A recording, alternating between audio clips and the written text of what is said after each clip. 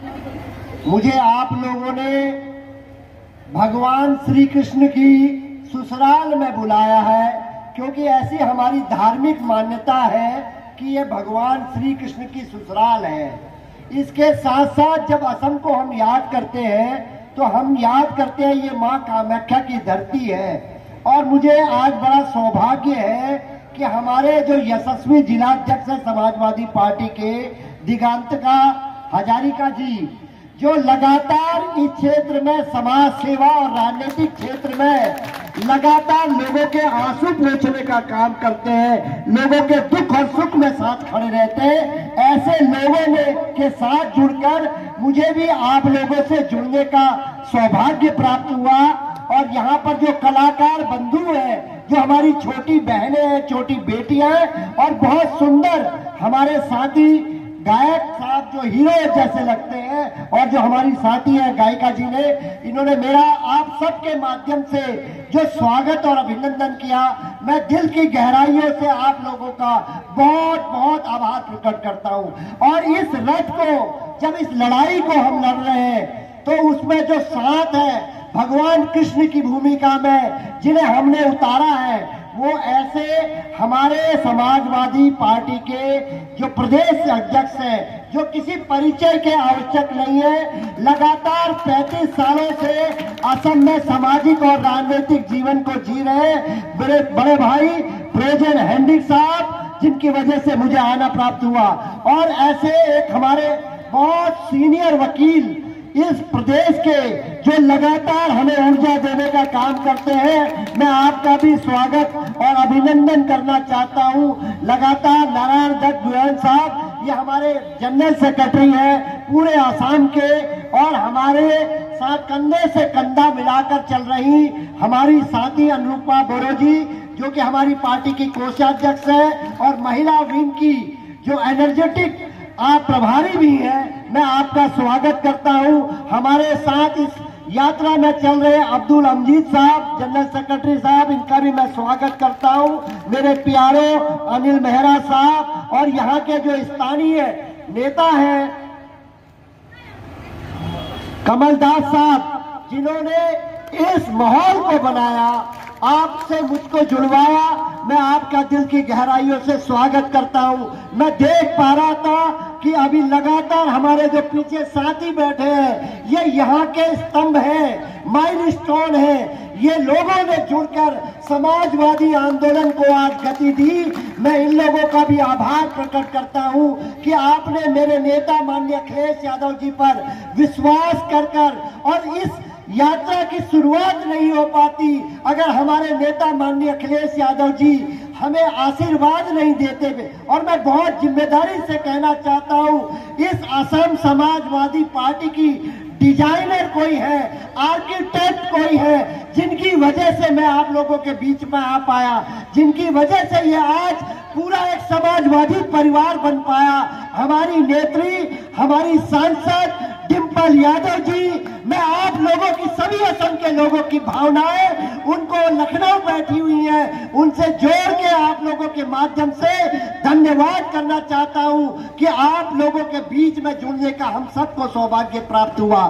साथियों, ये जो आपकी जो धरती है, ये धरती है टी बगान के लोगों की। ये लगातार अपनी समस्या से जुड़ने का काम कर रहे हैं, और हम लोग भी आपके बीच में जो आए हैं, जो स्मॉल टी ग्रोवर्स है, या जो यहाँ पर जो चाय का जो खेती करता है, उनके लोगों की लड़ाई को लड़ने के लिए आदरणीय ब्रोजेन साहब, हेंड्रिक्स साहब के नेतृत्व में हम सब लोग जो हमारे यहाँ के जिलाध्यक्ष हैं, इनके नेतृत्व में आप लोगों की लड़ाई देंगे।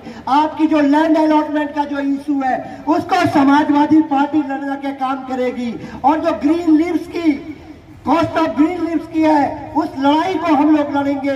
क्योंकि हम ये देख पाते हैं, जो ये मौजूदा सरकार है, ये जो बड़े उद्यमी है, बड़े उद्योगपति हैं, उनके लिए काम करने का काम करती है। और मैं 21 तारीख से आप लोगों के बीच में असम में जा रहा हूं, और मैं ये देख पा रहा हूं, यहाँ पर भी वही समस्या है जो उत्तर प्रदेश में समस्या है। मैं उत्तर प्रदेश से आता हूं, मैं देख पाता हूं कि उत्तर प्रदेश में 27,000 प्राइमरी स्कूल और जूनियर स्कूल बंद हो गए हैं। इस सरकार ने भी, असम की जो मौजूदा भारतीय जनता पार्टी की सरकार है, उसने भी स्कूलों को बंद करने का काम करा ताकि प्राइवेट स्कूल वाले हमारा खून पी सके।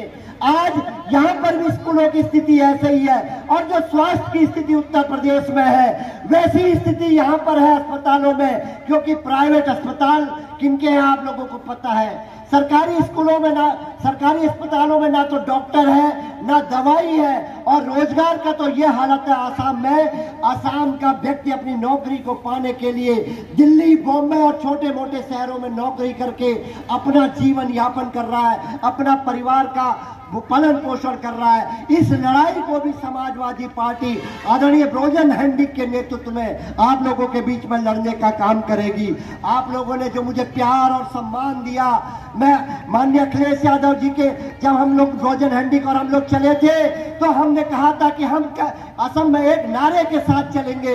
आप सब ने उस नारे को हमें बल देने का काम किया और वो नारा था असम चला अखिलेश जी के साथ। आप लोगों ने इतनी संख्या में, जो हमारी माताएं, बहनें, बुजुर्ग, मेरे साथी सब लोग आ पाए, उसने इस नारे को साकार करने का काम करा। और माननीय अखिलेश, कल आपने देखा होगा ये सरकार किस दिशा में काम कर रही है। इस विधानसभा में, असम की विधानसभा में कभी भी मुसलमानों की नमाज के लिए छुट्टी बंद नहीं हुई थी देश आजादी के बाद, लेकिन ये बेरहमी सरकार ने उस अवकाश को भी विधानसभा में बंद करने का काम करा ताकि जो हमारे मुसलमान भाई हैं वो नमाज अदा ना कर सके। विधानसभा में ऐसा काला बिल इन्होंने कल पास करने का काम करा। इस लड़ाई को भी ब्रॉजन हेंडिक के नेतृत्व में समाजवादी पार्टी लड़ेगी। और 2026 का जब चुनाव आ रहा है, आप हमारे जिला अध्यक्ष को ताकत देंगे जो लगातार आपके सुख और दुख में साथ खड़े रहते हैं। मैं कहना चाहता हूँ, ऐसे जिला अध्यक्ष अगर विधायक होंगे तो मेरे को लगता है कि आप लोगों की लड़ाई, आखिरी खड़े व्यक्ति की जो लड़ाई है उसको ईमानदारी से लड़ेंगे।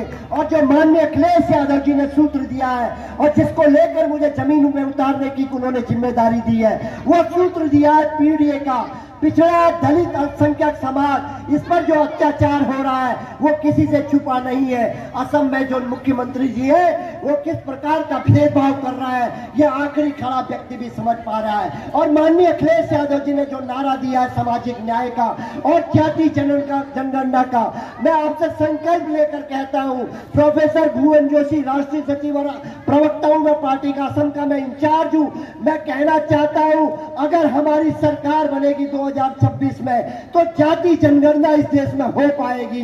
क्योंकि हमारा मानना है जब पेड़ों की गिनती हो सकती है और जानवरों की गिनती हो सकती है तो जो जाति इस देश का सच है, तो क्यों नहीं हमारी जाति की जनगणना कराना चाहते हैं। ये देश और प्रदेश को ये सरकार कहां ले जाना चाहती है भारतीय जनता पार्टी को। और मैं एक शेर के साथ अपनी बात को रखूंगा, रावी की रवानगी बदलेगी, सचमुच का मुहाना बदलेगा, फिर जोश तेरे होश में रहा, ये सारा फसाना बदलेगा। कुछ तुम बदलो कुछ हम बदले, फिर तो जमाना बदलेगा। जय समाजवाद। और एक नारा आपका सहयोग चाहिए मुझे जाते जाते। मैं कहूंगा क्यों पड़े हो चक्कर में। अगर आपको मेरी बातों में ताकत दिखाई देती है और आपको लगता है कि मैं आपके साथ जुड़ पाया हूं तो आप कहोगे कोई नहीं है टक्कर में। मैं कहूंगा क्यों पड़े हो चक्कर में, आप सब जनता और जितने मेरे साथी हैं सब लोग कहेंगे कोई नहीं टक्कर में। ठीक है, ओके, आप कहेंगे, हाथ खड़ा करिए, आप कहेंगे? कहेंगे जरूर। क्यों पड़े हैं चक्कर में? टक्कर में क्यों पड़े हैं चक्कर में? कोई नहीं है टक्कर में। बहुत बहुत धन्यवाद। जय समाजवाद, जय अखिलेश यादव, जय डिम्पल यादव। धन्यवाद।